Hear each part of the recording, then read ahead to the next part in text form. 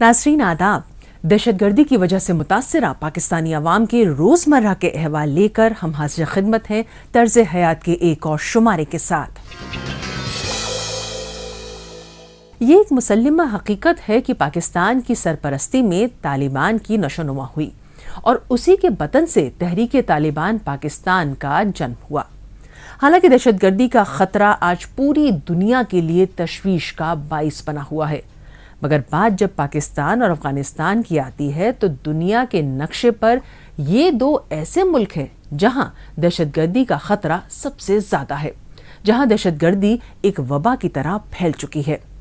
लेकिन अब गुज़श्ता कुछ अरसे से इस मसले को न सिर्फ जंग के जरिए बल्कि बातचीत के जरिए भी सुलझाने की कोशिशें चल रही हैं। मतलब खेल अब आखिरी मरहले की तरफ तेजी से बढ़ रहा है और 20 बरसों से जारी जंग से थक जाने वाली अमेरिकी हुकूमत अब कतर के दारुल हुकूमत दोहा में तालिबान नुमाइंदों के साथ मुज़ाकरात कर रही है। और ये पहला मौका है जब तालिबान और अफगान हुकूमत एक साथ मुज़ाकराती टेबल पर नजर आईं, वरना खुद एतमादी से सरशार तालिबान ने हमेशा ही अशरफ गनी हुकूमत के साथ मुज़ाकरात करने से इनकार किया और अमेरिकी अफवाज के इनखला, तालिबान कैदियों की रिहाई और तालिबान रहनुमाओं पर आयद सफरी और दीगर पाबंदियां हटाए जाने के हवाले से वो सिर्फ और सिर्फ अमेरिका से ही बातचीत करता रहा है। अब अफगान हुकूमत और तालिबान के दरमियान होने वाले इस मुज़ाकरात की कामयाबी के लिए भारत भी हर मुमकिन कोशिश में लगा है। यही वजह है कि कतर में जारी मुज़ाकरात की ऑनलाइन इफ्तिताही तकरीब में वज़ीर ख़ारजा एस जयशंकर ने भी हिस्सा लिया और joint secretary JP Singh Qatar के दारुल हुकूमत दोहा में भारत की जानिब से नुमाइंदगी के लिए पहुंचे हुए थे।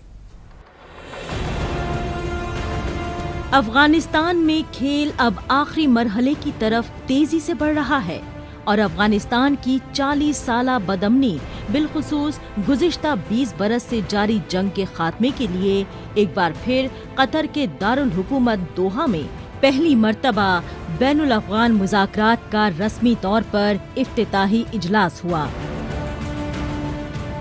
अफगान हुकूमत के 5 नुमाइंदों और तालिबान की टीम से 5 लोगों के दरमियान बात हुई है, जिसमें उन्होंने मुज़ाकरात के एजेंडे में 4 प्रिंसिपल इशूज़ को फाइनल किया है। अब वो ऑफिशियली मसाइल पर बात करेंगे। अफगान हुकूमत की जानिब से तशद्दुद में कमी और जंग बंदी का मामला उठाया जाएगा। और जब मेरी तालिबान के नुमाइंदों से बात हुई तो उनका कहना है कि दूसरे बहुत से मसाइल भी हैं, जैसे अभी तक उनके 8000 तालिबान कैदी अफगान हुकूमत के पास हैं जिनको रिहा करना बाकी है। मुज़ाकरात के इफ्तिताही इजलास में अगरचे अफगानिस्तान से गए हुए अफगान हुकूमती वफद की सबसे पहली तरजीह जंगबंदी थी, लेकिन अफगान तालिबान के लिए जंगबंदी से ज्यादा अहम कुछ और मसाइल थे जो उनके मुताबिक जंगबंदी से पहले हल होने चाहिए।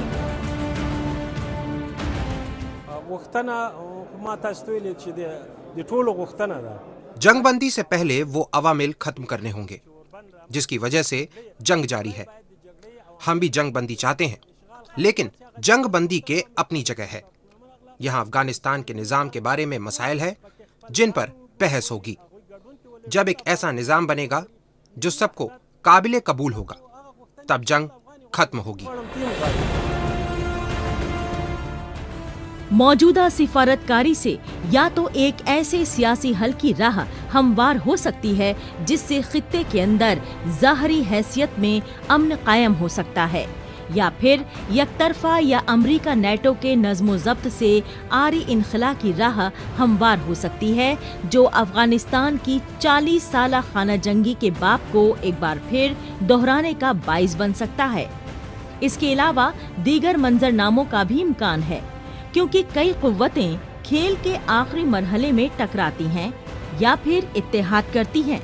इस वक्त सबसे नुमाया कुव्वत है अफगान तालिबान की शोरिश का जोर। ये अब अफगानिस्तान के तकरीबन 60% हिस्से पर गालिब है और ये हौसला पस्त अफगान सिक्योरिटी एहलकारों पर भी जबरदस्त दबाव का बाइस बना हुआ है।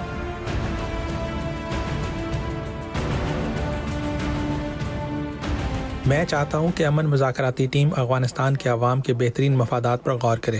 قربانی دینا، جانیں دینا، سالوں سے مہاجر بننا افغان عوام کا مقدر بن گیا ہے. ہماری مذاکراتی ٹیم کو ان نکات پر غور کرنا چاہیے.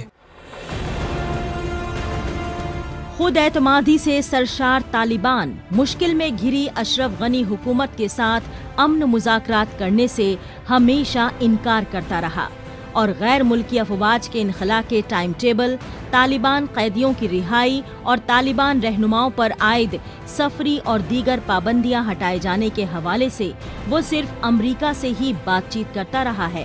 اور اس کی وجہ یہ تھی کہ طالبان توقع کر رہے تھے کہ نیٹو اور امریکی افواج کے انخلاء کے بعد وہ دیگر افغان جماعتوں پر سیاسی حل آسانی سے تھوپ سکیں.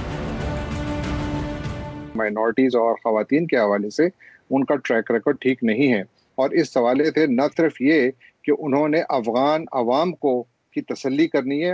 یہ افغان حکومت کا سوال نہیں ہے، یہ افغان عوام کا سوال ہے کہ کیا وہ اس بات کے لیے تیار ہیں کہ وہ 90 کی دہائی کے والی سوچ اور جو حکومت سازی کا جو طریقہ تھا اس کو وہ ایکسیپٹ کریں گے. کیونکہ یاد رکھیے کہ گزشتہ تقریباً 2 دہائیوں میں افغانستان میں 8 صدارتی اور پارلیمانی انتخابات ہوئے. افغانستان ایک جمہوری عمل سے گزر رہا ہے، اور کیا اس کا مطلب یعنی ان مذاکرات کے نتیجے میں ہمیں کیا نظر آئے گا؟ آخر میں حکومت کس قسم کی آئے گی؟ یہ بڑے سوالات ہیں. افغان حکومت اور طالبان کے درمیان ہونے والے اس امن مذاکرات کی کامیابی کے خواہاں بھارت اور امریکہ کے ساتھ ساتھ دنیا کے کئی ملک ہیں. یہی وجہ ہے کہ قطر میں جاری مذاکرات کی آن لائن افتتاحی تقریب میں بھارت کے وزیر خارجہ ایس جے شنکر نے بھی حصہ لیا اور جوائنٹ سیکریٹری جے پی سنگھ قطر کے دارالحکومت میں بھارت کی جانب سے نمائندگی کے لیے پہنچے ہوئے تھے. وزیر خارجہ نے زور دیا کہ امن مذاکرات میں افغان خواتین اور اقلیتوں کے مفادات کو ملحوظ خاطر رکھا جائے. It should promote the values of human rights and democracy that can foster development. The interests of the minorities, women, and vulnerable must be ensured. And most important, the issue of violence across the country and its neighborhood has to be effectively addressed.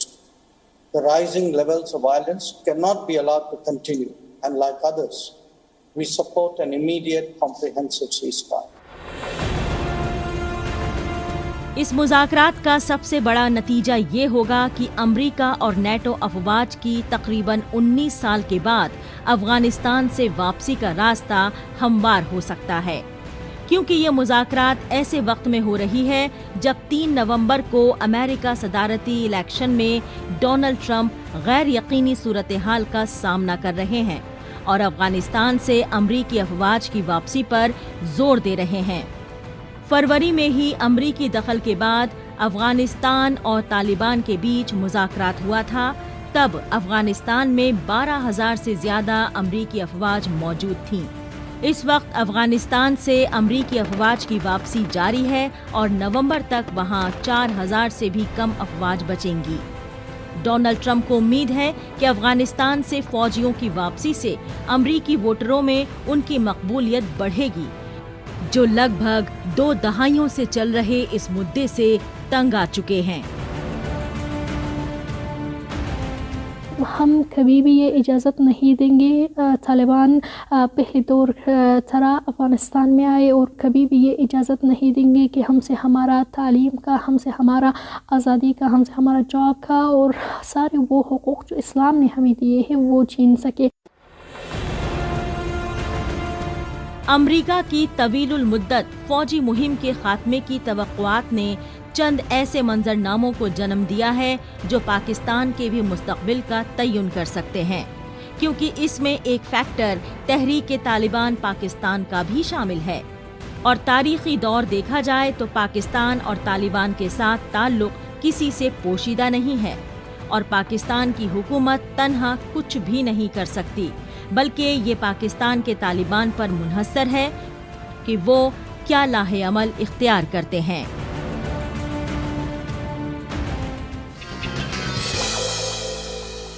Polio یعنی ایک ایسا ناسور جو کسی بھی انسان کی زندگی تباہ کر سکتا ہے۔ اس کے وائرس کی زد میں آنے سے انسان کے جسم کا کوئی بھی حصہ بیکار ہو سکتا ہے اور انسان سسک سسک کر معذوریت کی زندگی گزارنے کے لیے مجبور ہو سکتا ہے۔ آج لگ بھگ دنیا کے تمام ممالک سے اس بیماری کا خاتمہ ہو چکا ہے، لیکن پاکستان میں آج بھی لوگ اس بیماری کا شکار بن رہے ہیں اور اس وقت پاکستان دنیا کے ان 3 ممالک کی فہرست میں شامل ہے جہاں پولیو ابھی تک عوام کی زندگیاں برباد کر رہا ہے۔ اس کے باوجود بھی پاکستان میں پولیو سے بچاؤ کے قطرے پلانے سے انکار کا سلسلہ بدستور جاری ہے اور آج بھی پاکستان میں بڑی تعداد میں والدین اپنے بچوں کو پولیو کے قطرے پلانے سے کتراتے نظر آ رہے ہیں۔ حالانکہ عالمی ادارہ صحت نے پاکستان میں پولیو کے خاتمے کی ڈیڈ لائن 2012 بتائی تھی، مگر آج تک پاکستان سے پولیو جیسی موذی مرض کو ختم نہیں کیا جا سکا ہے۔ آئیے اسی پر دیکھتے ہیں ایک تفصیلی رپورٹ۔ دہشت گردی کا اڈا بن چکے پاکستان میں آج پاکستانی عوام دہشت گردی کے علاوہ اور بھی کئی مرض میں مبتلا ہیں۔ پاکستانی عوام کو لگاتار پاکستان میں رہنے کی بھاری قیمت چکانی پڑ رہی ہے، چاہے وہ دہشت گردوں کے حملوں کو جھیلنے کی بات ہو یا پولیو جیسے خطرناک اور ناسور بیماری سے مقابلے کی۔ پاکستانی انتظامیہ اپنے عوام کو تقریباً 40 برسوں سے پولیو جیسے موذی مرض سے نجات دلانے میں ناکام ہے اور اس وقت پاکستان دنیا کے ان 3 ممالک کی فہرست میں شامل ہے جہاں سے اب تک پولیو کا وائرس ختم نہیں ہو سکا ہے۔ زیادہ ہی فکر کی بات ہے وہ یہ ہے کہ بڑی تیزی سے پولیو کے کیسز جو ہیں وہ فاٹا میں آ رہے ہیں اور خیبر پختونخوا میں، تو اور بھی پچھلے 6 ماہ میں آئے ہیں۔ مثلا پنجاب میں اس وقت 6 کیسز ہیں، اس میں سے 5 کیسز جو ہیں وہ پچھلے 6 ماہ میں آئے ہیں، اور سندھ میں بھی جو 5 کیسز ہیں اس میں سے 3 کیسز اس وقت 6 ماہ میں آئے ہیں۔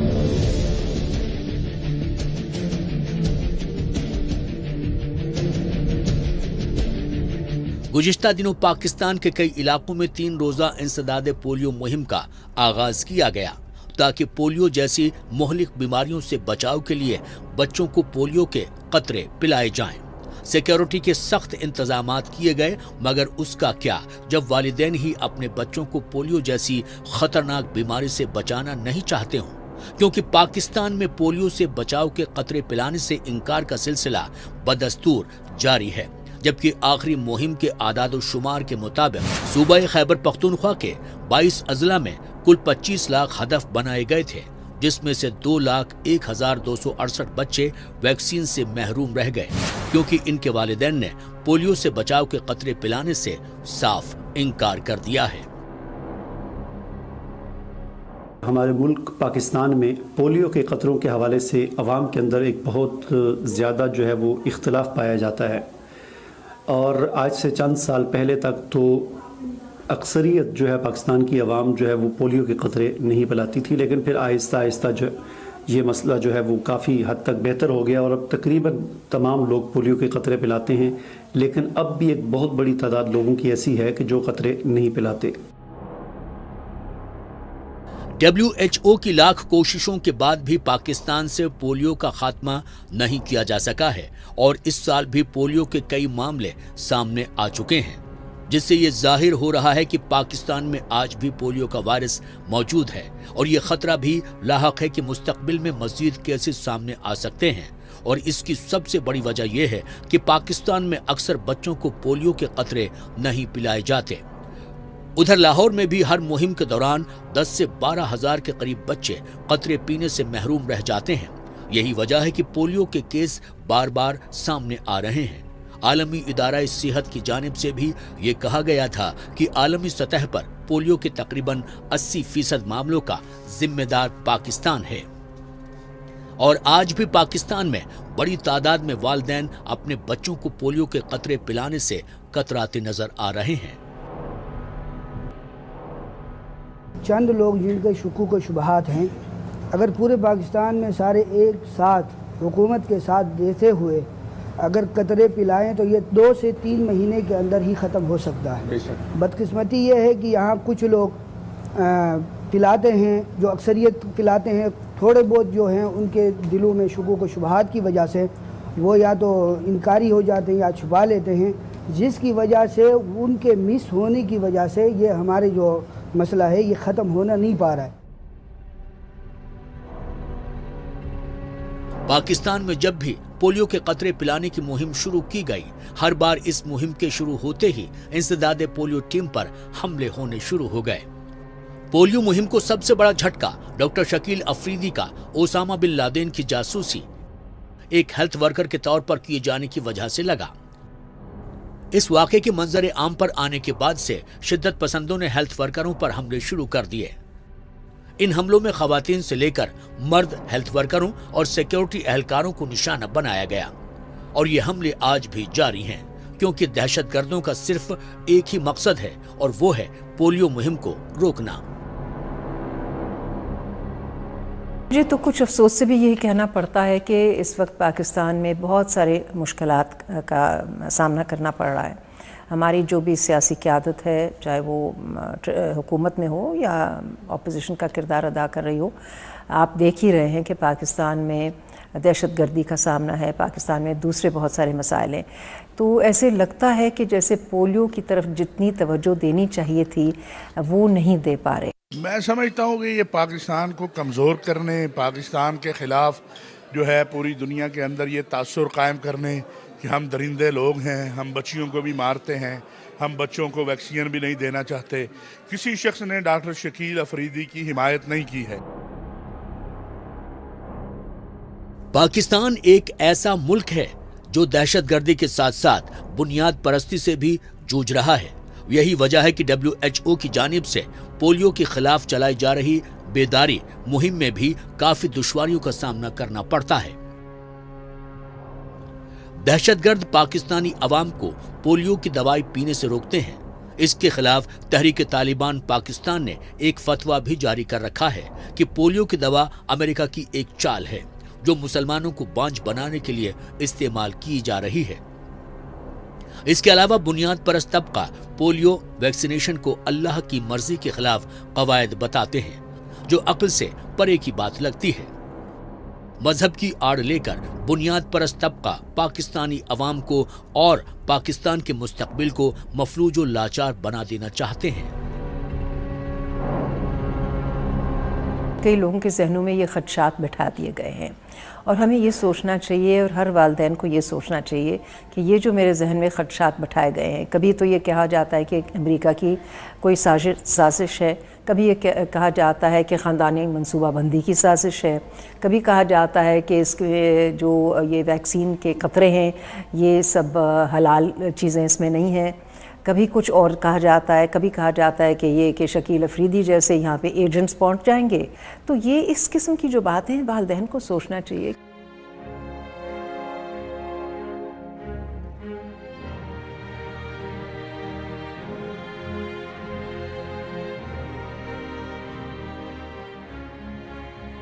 یہ پاکستانی عوام کی بدقسمتی نہیں تو اور کیا ہے کہ 21ویں صدی میں جب دنیا کے تمام ممالک اپنے عوام کو ترقی کی طرف گامزن کرنے کے لیے کوشاں ہیں، وہیں پاکستانی حکومت اپنی عوام کو ہر پل عمیق گہرائیوں میں دھکیلنے کے در پہ ہے۔ پاکستانی حکومت پچھلے 40 سال میں بھی پولیو جیسے مضر مرض سے اپنی عوام کو نجات نہیں دلا پائی ہے۔ اس کی سب سے بڑی وجہ بن رہی ہے بنیاد پرست طاقتوں کی پاکستان میں بالادستی، کیونکہ پاکستان میں بنیاد پرست سوچ رکھنے والی طاقتوں کی ہی حکمرانی چلتی ہے۔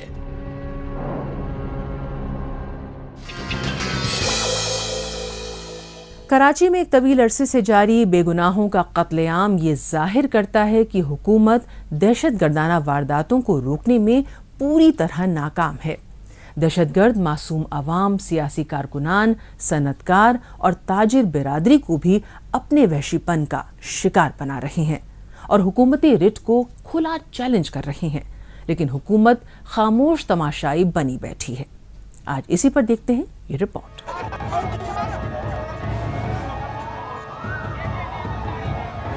پاکستان میں انسانی حقوق کی پامالی کوئی نئی بات نہیں ہے، لیکن جمہوری حکومت کے قیام کے بعد بھی پاکستان کے حالات نہیں سدھر رہے ہیں۔ कफन में लिपटी ये लाशें, अस्पतालों में जख्मियों की लंबी कतारें और रोते बिलखते ये लोग, ये तस्वीरें हैं पाकिस्तान की तिजारती राजधानी कराची की, जो गुज़िश्ता कई बरसों से मातम कदा बनी हुई है। Human rights commission of Pakistan ने गुज़िश्ता दिनों अपनी एक रिपोर्ट में कहा है कि 31 जनवरी 2019 से लेकर 31 जनवरी 2020 तक सिंध में इंसानी हुकूक की खिलाफ वर्जियों के 2093 केसेस रिपोर्ट हुए हैं, जिसमें से अभी तक 753 केसेस के ही चार्जशीट तैयार की गई है, जबकि 853 की तहकीकात अभी भी जारी है और 749 अदालत में ज़ेरे समाअत हैं।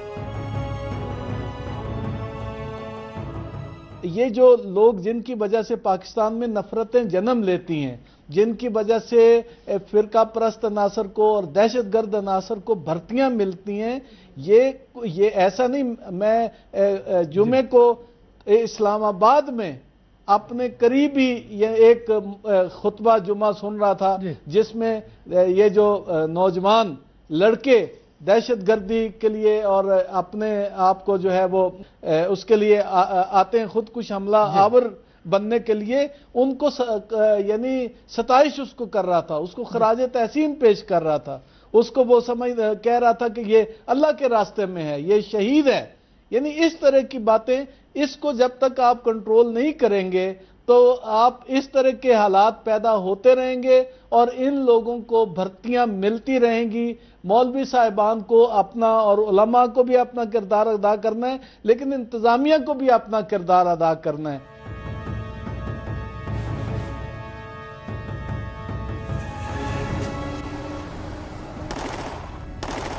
इससे एक बात तो साफ हो गई है कि कराची में दहशतगर्दी की शरह में एक बार फिर इजाफा हुआ है। कराची में मौजूद दहशतगर्दों ने पूरे सूबे में बम धमाके, खुदकुश हमले और अगवा बराए तावान जैसी बेशुमार वारदातों को अंजाम दिया है और हर उस शख्स को निशाना बनाया है जिन्होंने उन्हें उनके घिनौने फेल से रोकने की कोशिश की है, चाहे वो सियासी रहनुमा हो या मजहबी रहनुमा। दहशतगर्द अपना दबदबा कायम रखने के लिए कराची समेत पूरे सिंध में लगातार दहशतगर्दाना वारदातों को अंजाम दे रहे हैं। इंसानी हुकूक कमीशन की रिपोर्ट में ये भी कहा गया है कि कराची में टारगेट किलिंग, अगवाकारी और आपसी रंजिश में गुज़िश्ता एक साल के दौरान तकरीबन 1557 लोगों की जानें तल्फ हुई, जो हुकूमत पाकिस्तान के लिए सबसे बड़ा चैलेंज बनता जा रहा है।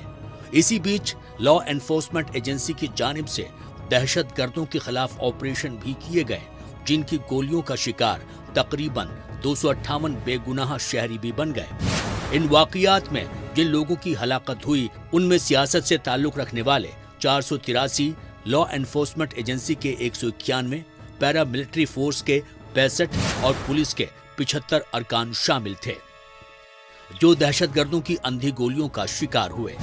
रिपोर्ट में यह भी कहा गया है कि बम धमाकों में 22 अफराद हलाक हुए और 37 लोगों की मश्क शुदा लाशें मिली हैं, जबकि 200 के करीब अफराद अभी भी लापता हैं।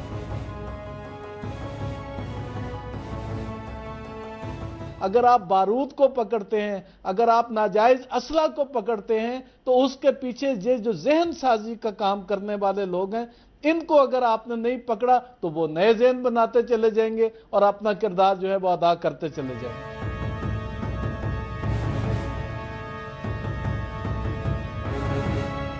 कमीशन ने यह भी कहा है कि 67 लोगों को आपसी रंजिश की वजह से हलाक किया गया है, जबकि 44 लोग लुटेरों की भेंट चढ़ गए। 36 लोगों को अगवा कर लिया गया, जिनकी बाद में लाशें मिली। 7 लोगों को जिंदा जला दिया गया। 16 लोगों की जिंदगियां जहरीली शराब की नजर हो गई। इंसानी हुकूक कमीशन ने अपनी रिपोर्ट में यह भी कहा है कि कराची और उसके आसपास के इलाकों में हुई दहशतगर्दाना वारदातों और टारगेट किलिंग में 12 सहाफ़ी और सहाफत से जुड़ी कई अहम शख्सियात ने भी अपनी जान की कीमत चुकाई है। हुकूमत ने कभी भी अवाम की भलाई के लिए मुस्बत पहल नहीं की और न ही दहशतगर्दों को निशाने इबरत बनाने की कोई कोशिश की गई, जिसका नतीजा ये निकला कि आज कराची के हालात दिन ब दिन बद से बदतर होते जा रहे हैं हुकूमत ने कमीशन के इस रिपोर्ट पर तशवीश का इजहार तो किया, लेकिन इस मुसीबत से निजात दिलाने के लिए कभी संजीदा नजर नहीं आई।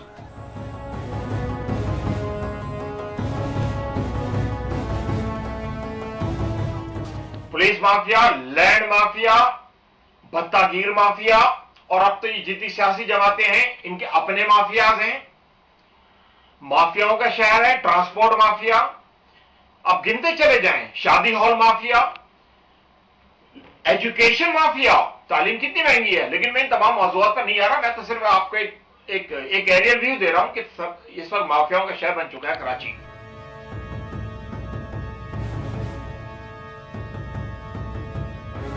दहशतगर्दों का सिर्फ एक ही मकसद है कि वो तिजारती राजधानी कराची और उसके आसपास के इलाकों में दहशतगर्दाना वारदातें करके अपने रिट कायम कर सके, जिसके लिए वो न सिर्फ पुलिस एहलकार बल्कि आम शहरियों को भी अपने तशद्दुद का शिकार बना रहे हैं।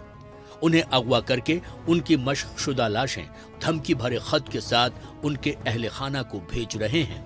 इतना ही नहीं, कराची में आज अक़लियतें भी अदम तहफ़्फ़ुज़ का शिकार हैं, क्योंकि कराची से सैकड़ों की तादाद में हिंदू खानदान नकले मकानी करके दूसरी जगहों पर मुंतकिल हो चुके हैं। लेकिन इन सब के बावजूद वफाकी या सूबाई हुकूमतें कराची के हालात पर कोई तवज्जो नहीं दे रही हैं और न ही मंसूबाबंद कत्लेआम में मुलव्विस कातिलों के खिलाफ कोई कार्रवाई करती दिखाई दे रही हैं।